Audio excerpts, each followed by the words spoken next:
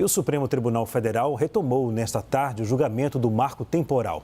Depois de algumas posições que desagradaram aliados de Lula, Zanin foi contrário à tese para a demarcação de terras indígenas, assim como o ministro Luiz Roberto Barroso.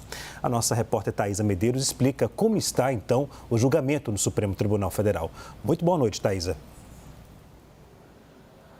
Boa noite, Leandro, para você, para todo mundo que nos assiste. Esse julgamento foi encerrado agora há pouco e vai ser retomado na próxima quarta-feira. Vamos atualizar esse placar, agora está em 4-2 contra a tese do marco temporal.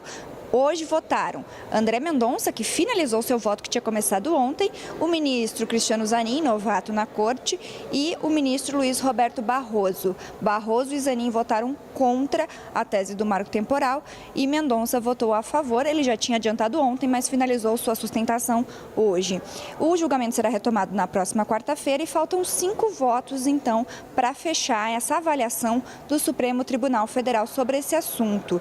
Zanin, vamos lembrar, vinha sendo pressionado pela bancada do PT, pela ala petista, que foi quem o indicou para o Supremo Tribunal Federal, lembrando que ele foi uma indicação de Lula, por conta dos seus posicionamentos. O diretório do PT chegou a, inclusive, divulgar uma nota criticando os últimos posicionamentos que ele vinha tomando. Mas esse do marco temporal agradou aí toda a diretoria do PT.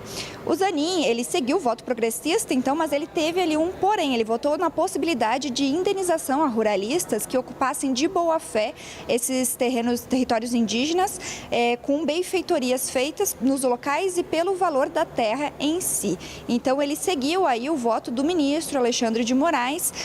Tiveram um entendimento semelhante a respeito dessa questão da indenização aos ruralistas, mas ele defendeu que a indenização precisa ser analisada caso a caso e ela precisa ser estendida não só a nível federal, na União, mas também a estados e municípios. Já André Mendonça também concordou com o direito de indenização hoje mais cedo e ele também entendeu que o uso das terras pelos indígenas não impede que a União construa equipamentos públicos.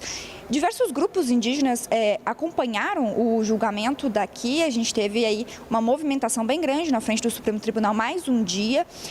Cerca de 600 pessoas estiveram na capital federal entre ontem e hoje.